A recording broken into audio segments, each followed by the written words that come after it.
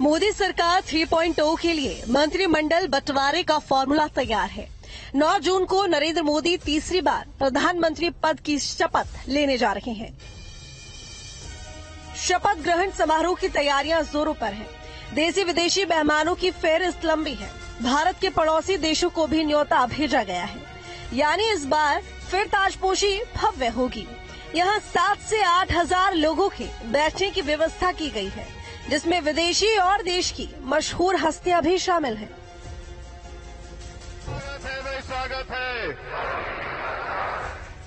है भाई, स्वागत है, स्वागत है भाई, स्वागत है। प्रधानमंत्री मोदी के इस आगाज से समझा जा सकता है कि नई सरकार के इरादे कितने अटल हैं। लेकिन सवाल उठता है कि क्या सहयोगी दलों को नई सरकार में शामिल करने का फॉर्मूला तैयार हो गया है।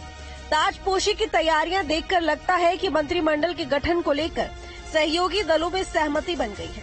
सूत्रों की अगर माने तो एनडीए में बीजेपी के सहयोगी दलों की तरफ से 5:1 का फॉर्मूला दिया गया है, लेकिन बड़े दलों के लिए ये 4:1 का फॉर्मूला भी हो सकता है, यानी प्रत्येक 4 सांसद पर 1 मंत्री का फॉर्मूला। अगर ये फॉर्मूला हिट रहा तो सहयोगी दलों के करीब 25% सांसद मंत्री बन जाएंगे।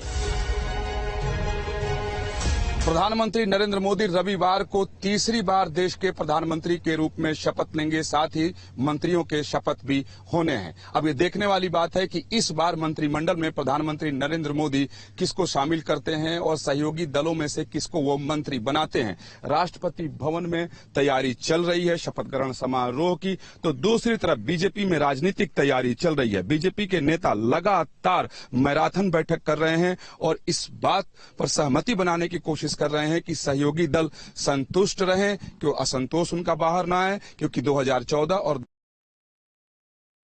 भिन्न है। इस बार एनडीए की सरकार बनने जा रही है और बीजेपी के पास अपने खुद का जादुई आंकड़ा नहीं है, लिहाजा सहयोगियों के बल पर ही सरकार बनेगी। ऐसे में कोई भी सहयोगी दल असंतुष्ट न हो, नाराज न हो, इसके लिए जेपी नड्डा, अमित शाह, राजनाथ सिंह लगातार बैठकें कर रहे हैं, सहयोगी दलों के मन को भी टटोल रहे हैं। कल जेपी नड्डा के आवास पर हुई बैठक में सभी सहयोगी दलों के साथ अलग अलग बैठक हुई, जिसमें जानकारी यह है कि अमित शाह ने और जेपी नड्डा ने सबके सामने ऑफर रख दिया और उनकी मांग भी पूछी कि दलों के द्वारा क्या मांग की जा रही है। जो जानकारी अब तक आ रही है कि 5:1 के रेशियो से मंत्री बनाए जाएंगे। अपने देश में कानून है कि 15% से ज्यादा जो स्ट्रेंथ लोकसभा का है उससे ज्यादा मंत्री नहीं बनाए जा सकते, यानी कुल प्रधानमंत्री के साथ 80 मंत्री ही हो सकते हैं। तो 5 सांसद पे 1 मंत्री का पद आता है। लेकिन जानकारी ये भी आ रही है कि सहयोगी दलों को संतुष्ट करने के लिए प्रधानमंत्री नरेंद्र मोदी जेडीयू और टीडीपी को ज्यादा सीट दे सकते हैं, यानी इन दलों से ज्यादा मंत्री बनाए जा सकते हैं, यानी 4 पर 1, यानी 4 सांसद पर 1 मंत्री का पद प्रधानमंत्री नरेंद्र मोदी जेडीयू और टीडीपी को दे सकते हैं। इस हिसाब से 3 मंत्री का जो पद है वो जेडीयू के खाते में जा सकता है और 4 टीडीपी के खाते में जा सकता है। जेडीएस को 1 मंत्री पद, उसी तरीके से जयंत चौधरी मंत्री बनाए जा सकते हैं, कुमारस्वामी मंत्री बनाए जा सकते हैं, चिराग पासवान मंत्री बनाए जा सकते हैं। यानी दूसरे जो सहयोगी दल हैं उनको 1-1 मंत्री का पद दिया जाएगा, लेकिन जेडीयू को 3 और टीडीपी को 4 मंत्रालय मिल सकते हैं। टीडीपी एनडीए में बीजेपी के बाद सबसे बड़े हिस्सेदार के रूप में उभरी है। चंद्रबाबू नायडू की टीडीपी पार्टी के 16 सांसद हैं, जबकि जेडीयू के 12 सांसद जीत कर आए हैं। ऐसे में सूत्रों के मुताबिक 16 सांसदों वाली टीडीपी के केंद्र सरकार में 4, जबकि 12 सांसदों वाले जेडीयू के 3 मंत्री कैबिनेट में फिट हो सकते हैं। इसी फॉर्मूले से महाराष्ट्र के मुख्यमंत्री एकनाथ शिंदे की पार्टी शिवसेना और बिहार में चिराग पासवान की पार्टी एलजेपी रामविलास के 2-2 सांसद मंत्री पद की शपथ ले सकते हैं। हालांकि पीएम मोदी ने अपने सहयोगी दलों को इस बात के लिए भी आगाह किया है कि मंत्री पद बंटवारे की बातों को लेकर बाहरी लोगों से सावधान रहें। आजकल कई लोग सरकार बनाने में लगे हुए हैं, मंत्री पद बांट रहे हैं, पद बांट रहे हैं, व्यवस्था बांट रहे हैं। मैं आपसे आग्रहपूर्वक कहता हूं, और जो मोदी को जानते हैं, ये सारे प्रयास निरर्थक है भाई।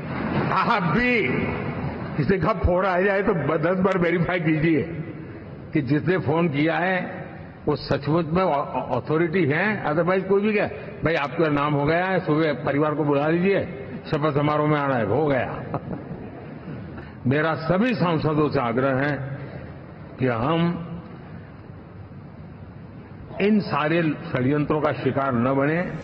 मोदी सरकार 3.0 में कई नए और पुराने चेहरों पर दाव लगाया जा सकता है। गृह मंत्री अमित शाह, रक्षा मंत्री राजनाथ सिंह और नितिन गडकरी का मंत्री बनना लगभग तय है।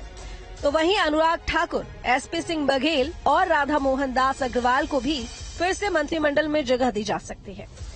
साथ ही पीयूष गोयल, मनसुख मांडविया और गिरिराज सिंह को भी मोदी 3.0 के मंत्रिमंडल में शामिल किया जा सकता है।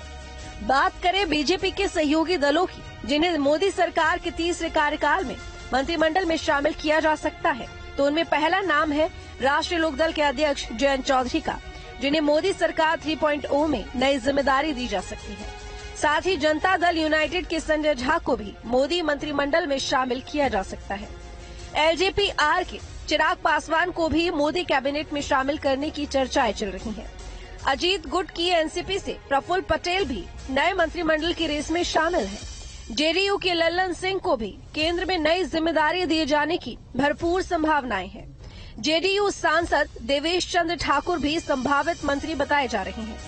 अपना दल एस की अनुप्रिया पटेल को भी मोदी मंत्रिमंडल में शामिल करने की चर्चाएं चल रही हैं। जेडीएस के एचडी कुमारस्वामी का नाम भी मोदी मंत्रिमंडल के लिए आगे किया जा रहा है। एजेएसयू के चंद्र प्रकाश चौधरी भी नए मंत्रिमंडल के गठन के दौरान मंत्री बनाए जा सकते हैं। वहीं टीडीपी के राम मोहन नायडू को भी एनडीए सरकार में नई जिम्मेदारी दी जा सकती है। 9 जून को प्रधानमंत्री मोदी की ताजपोशी से पहले सहयोगी दलों के बीच कैबिनेट की सीटों को लेकर माथापच्ची जारी है। गठबंधन की सभी पार्टियां अपने अपने फॉर्मूले तैयार कर रही हैं। कहीं 4 सांसद पर एक मंत्री पद की डिमांड है, तो कहीं 5 सांसद पर एक मंत्री की मांग की चर्चा है। बिहार में अगले साल चुनाव भी होना है, ऐसे में बीजेपी बिहार की अनदेखी नहीं कर सकती है और यहाँ कोई चौंकाने वाला फैसला हो सकता है। Team news state.